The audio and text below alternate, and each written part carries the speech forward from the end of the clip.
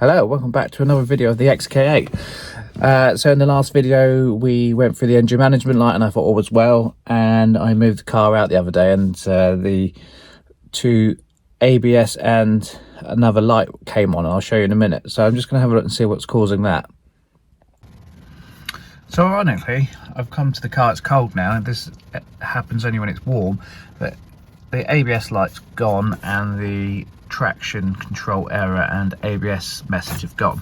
So it seems like it's a temperature related issue. So I'm going to take the ABS ECU off and do the modification with solder joints and see if that fixes it well and truly. So I'll join you under the bonnet in a second. So we're down at the front left of the car, and you can see someone's already changed the brake lines here. It wasn't me, they were already changed for the front too.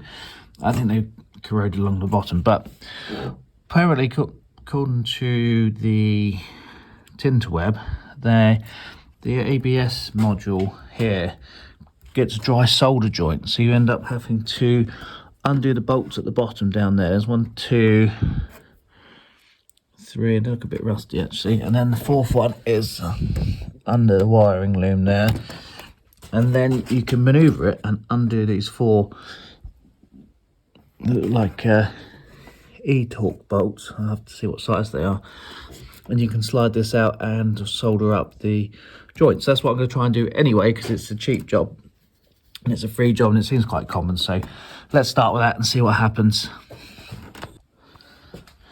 Okay, that was a bit of a faff. So you can see the bolt holes are down here. That unfortunately that one's sheared off for me. One here and one just down there. Goes underneath this plug. There's another plug to the ABS module there.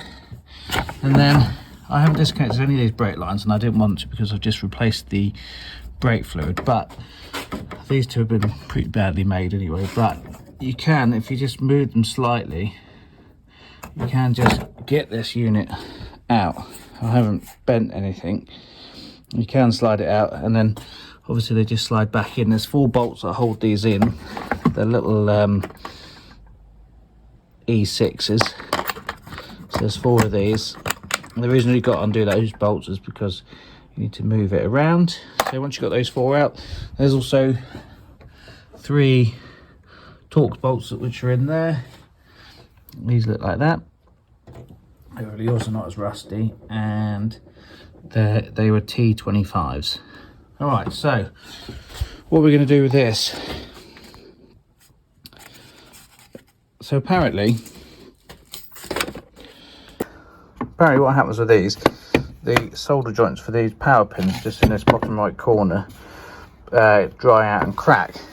So what I'm going to do, they use a circular saw, a hole saw, sorry, and they make the little hole roughly around this area here. So I'm going to do that and then expose it, and then what they do after, some people tape it up, some people use some sort of glue the bit they've drilled back out and some silicone. I'll probably do the same.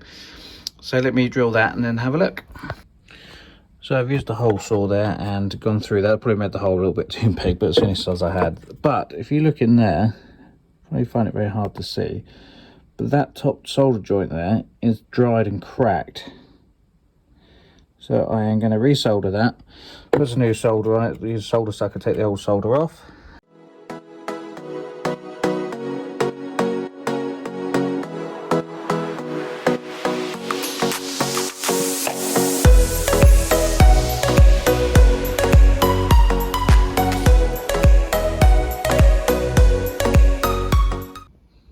Okay, so I've resoldered those back on. That was not the bestest solder joint, but it's gone on nicely. There's no cracks. I probably put a little bit to it, excess solder, but what I'm going to do, now I'm done, I'm going to stick that back on there. For this I'm going to use a plastic welding gun, and I'm just going to put the heat in there and stick that back down. So you just heat the element up, and then you twist once it's got to a certain warmth. I'm just going to put the camera down for a second so I can even it out. Okay, so I've put a welding plastic welding glue gun. So I'm going to cut these little pins off, and then I'm just going to silicone around these cut marks so no water gets in, and then I'm going to put it back in and see what she does. You might wonder why I've cut a hole in this. This is a sealed unit, so you'd have to butcher it quite a lot to get it apart, I think, and from what I've seen. So although I've had to cut it, at least you won't see it down there. All right, give me 5 minutes. I'll put that back together and put it back in the car. So I'm halfway putting this back in. I've slid this back into the block. I'll put it in that way. I tilted this up slightly. It is a little bit fiddly, but you can get it in. And then we got the 4 E6 bolts to go in. One there, one down the bottom, just one in the corner. And then I'm going to put the mounting bracket back on. Obviously I did shear a bolt earlier, so I'll have to sort that out at another stage, but there is another 3 bolts still holding it on. And then we got the 3 torque bolts at the back, and then I'll go and test it. So I will leave me 5 minutes to put this back together, and then we'll go and check it in the car. Okay, there goes nothing. Hopefully nothing on the dash. No, that's gone. Perfect. So I will check on the OBD connector as well, but all looking good so far. If I put my foot on the brake, yeah, nothing. Good. So the XK8 develops a ABS and traction light fault, and there's nothing stored in the fault codes. This time it did come up with a circuit fault for the pump, but last time it came up, it didn't come up with any code. It just came up on the dash, and it hasn't come back. So excellent. So cheap fix. It's well documented online, so thank you to all those people who have posted in the past.